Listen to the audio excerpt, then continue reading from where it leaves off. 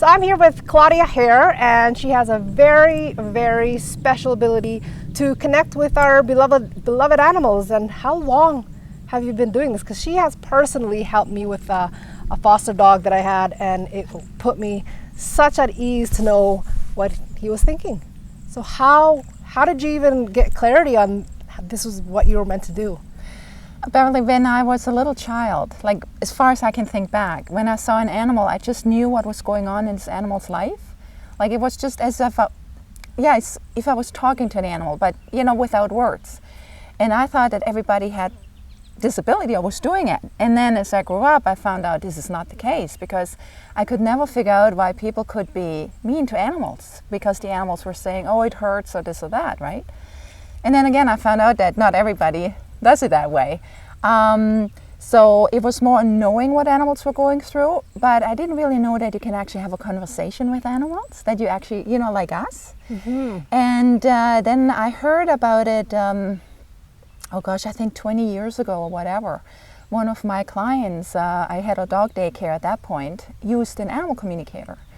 And it was always my dream to be like Dr. Dolittle. I grew up, I want to be like Dr. Dolittle. Right. And so I researched a little bit, and I found a lady who was given actually a course in telepathy. Oh. So I went there, and it was an introductory course, that's all. And there were over 100 people, and she gave 3 courses at the same time, beginners, intermediate, and teachers. Now I can actually really talk with animals, like have a conversation like us. That is so amazing, because it can help, especially pet owners, get to understand what their animals want, right? Because if you can't speak to animals, they can't talk to you, then Claudia is here to help you. I mean, it makes such a big difference.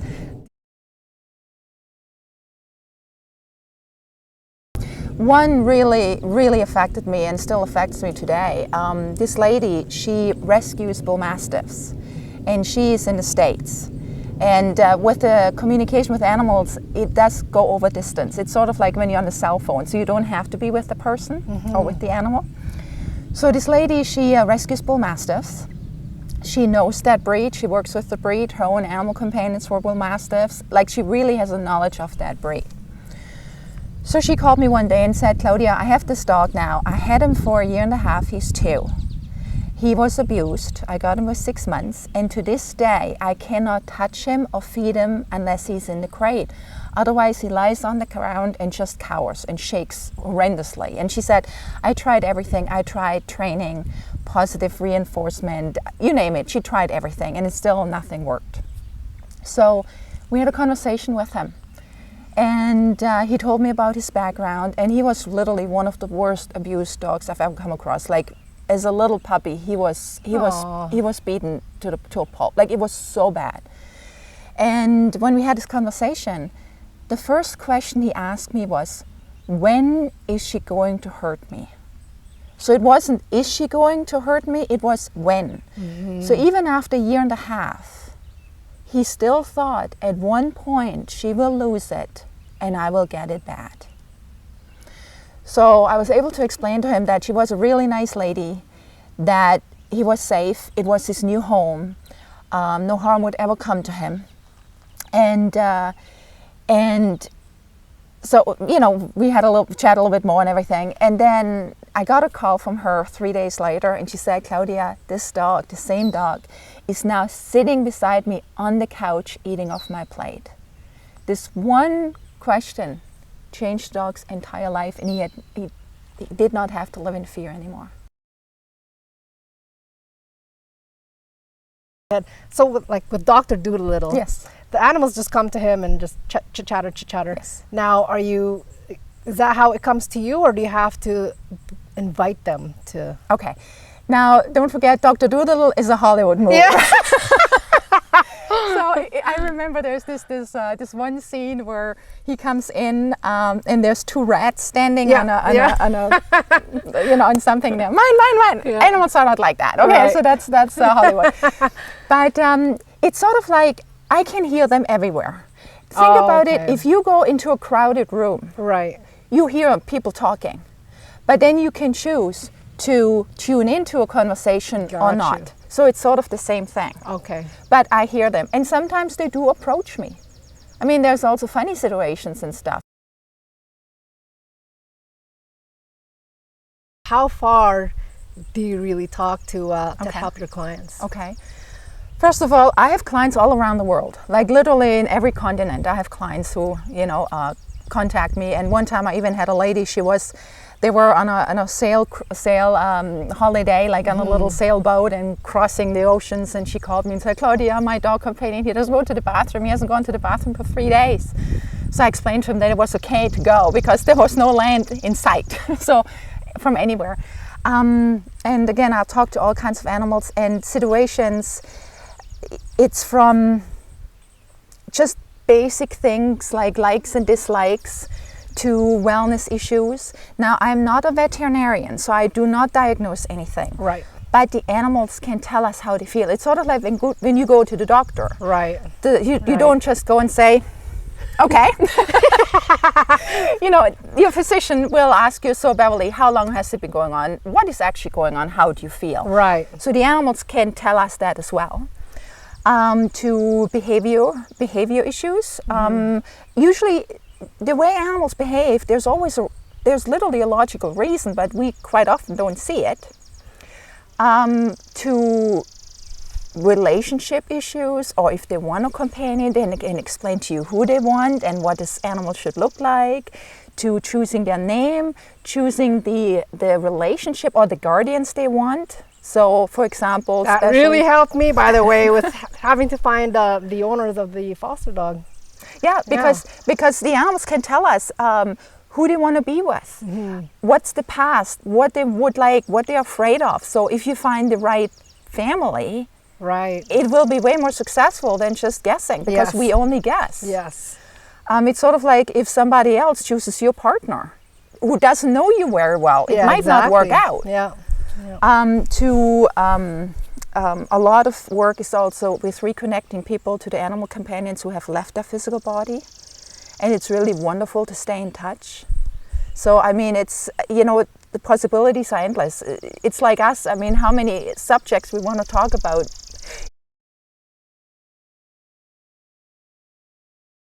They can tell us color. I had a client, and her dog companion was getting older and not moving so much, so she was getting cold. So she said, she's getting cold in the window. So I asked her, would you like a coat? She said, oh yeah, I would like a coat. And she was quite a large breed. So my client went out and found a coat, and it was one of the last ones because it was towards the end of the winter. And so it was literally the last one her size, so she bought it. Put it on next time, was really happy. Let's go out, you stay warm. And her dog refused to go. So I get a call. Claudia, I just spent all this money. You said to me she wants to go. So I checked in with her. I said, what's going on? And she said, it's pink. It's pink. That is funny. So I said to my client, I said, well, it's pink. And she said, that's true. There's a pink square in the middle. Luckily, it was a reversible coat. And then there was no problem. People always tell you that animals don't know color. Yes, they do. Also, dogs can see color. Yes, animals see color. Myth busted. So like I said, I mean, it's just, I just check. I talk to my animals all the time anyway, but it helped me too. I had a dog companion who had Addison's disease, and she had sometimes issues eating. And so it was very helpful for me to find out, when you're not feeling well and you don't really want to eat, but certain things, okay, I could eat them, so I could talk with her, what would you like? Another thing too is when animals are ready to leave their physical bodies, because quite often we don't know and we guess or we are told. That's another big concern. Yeah, and so that's really, they know when. So that's another thing to check. Are there any clues that they give us that lets us know, okay, they're ready to cross over? Well, yes, but mostly it's people they don't want to. For example, just last week I had a couple. And actually their sister called me about their dog companion who said that, the dog's not feeling so well. He's in a wheelchair. I had actually a dog companion in a wheelchair as well. And they said, well, he hasn't been eating for 2 days. So the vet said, it's time. So they made an appointment she literally called me. She emailed me in the evening and said they have made an appointment in the morning do you still have time to talk to them? So we actually, first thing in the morning, we connected with each other, and the dog companion wasn't ready yet. Wow. He said, well, you know, it's getting hard, and I know it's only a few days, but I really would like to have a few more days. And they said, but you know, you're not eating. So he gave us a whole list of things he would like to eat. And they said, okay, we cancel the appointment. You can always make the appointment again, right?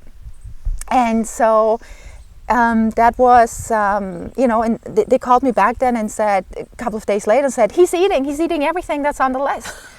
And again, he's still in physical form and enjoying his life. They just last weekend, I think they went camping.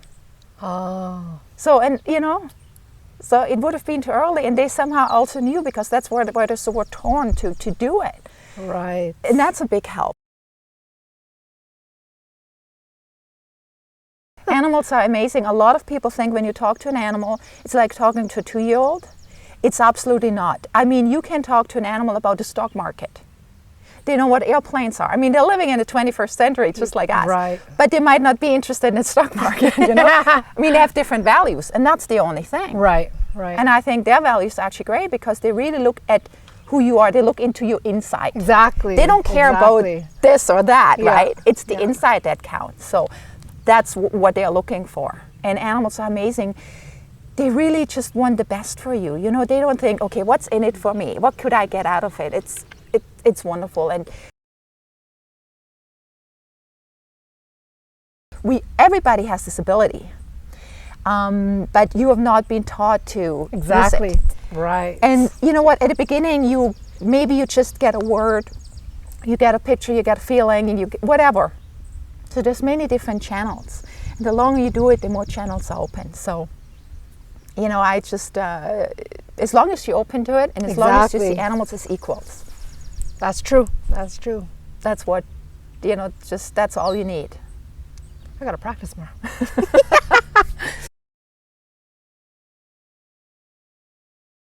Now, the most important part actually is what the people have to say to the foster dogs. Because, for example, let's say you foster a dog who's been just really badly abused, or, you know, whatever the story. So this dog comes to you, sees you, I'm finally at a good home, and is trying to relax and open up, and then, oops, 2 weeks later, 3 weeks later, being given away. Okay, what's wrong? Thank you. Okay. So what's really, really important, when you foster a dog, cat, any animal, tell them that they are who you are. Tell them that it's only temporary. Tell them that you are, you know, you keeping them safe, and you want to find them a good home. And that as soon as the home is found, they will go there, so that they know it's nothing they've done. Because if you're not in a good situation, you might think it's your fault. You know what I mean? Mm-hmm. So they think somebody else, and they might close up even more. But if they come to you and they know exactly why, how, what, then okay, at least I know what's going on. Right. And they don't feel rejected again.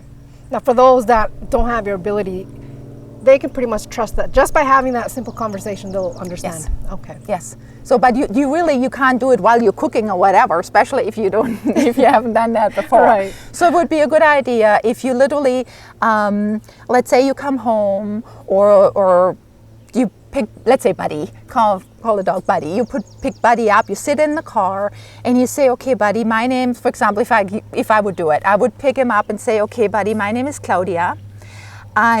I have, you're coming with me now because I would like to look after you for a few weeks till we find a really good, safe home for you. So for this time, you're staying with me, and I'd like to help you with anything that I can and make you feel comfortable. And I have some dog companions, some cat companions at home, and they will, you know what I mean? So really describe what they're coming into. Right, right. Okay. And that really helps, because for them, it's sort of like, where am I going? Is this a nice, like this lady, you know, after a year and a half. Mm-hmm. So if we would have had a conversation at the beginning, a year and a half would have not been lived in fear. Right. So if you do that, it's very, very helpful. And what's very important too is when you talk about it, you have to really feel it and picture it. So, you know, when you say, I'll make sure you're safe, literally, you know, in your mind, you can give Buddy a hug and see him being restful in a dog bed or in your lap or in your bed and just be really relaxed and those kind of things. And just you know, feel the love for him. That's really, really important. But and then usually when animals come to us as fosters, they have, of course, maybe some behavior issues or something, and they try to tell us why, but unfortunately most people don't understand it. Right. But it's not that the animals are mean or bad or anything like that. There's usually a reason for it, and sometimes regular training just doesn't work because there is, you know, there's a big reason for it. So the more gentle and intuitive, or, you know, just go with your gut feeling, you know, rather than something has to be done this way. Maybe it's the wrong way. For example, I had another dog of a client of mine who had some behavior issues and was aggressive with other dogs. And so they said, no, you have to do it this way. You have to be very firm. You have to do this and this. That's what I was told. Yeah. Right, but this dog had times. been attacked many times, so you had to do it a different way. So Gotcha. that's the thing with training. Is usually there is problem one put in box one, problem B in box B, and so on, and that's how you treat it. But it's like fear. There's a million different fears. Like you could be afraid of losing your job. You could be afraid that your husband is cheating on you. You could be afraid that that your parents are dying. You know what I mean? So you're afraid, but it's so different. The fear, you have to treat each fear different. Right, you can't just put it in one pot. And quite often, unfortunately, we do that with animals. But if you find out what fear it is, it's so easy to work with it. God.